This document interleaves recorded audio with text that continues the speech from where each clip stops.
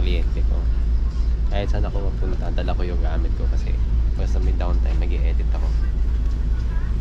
Ayan. So, part yan ng pagiging photographer, videographer, editor, filmmaker. Uy, shit, nahulog yung hard drive. Gagi. Ano yun?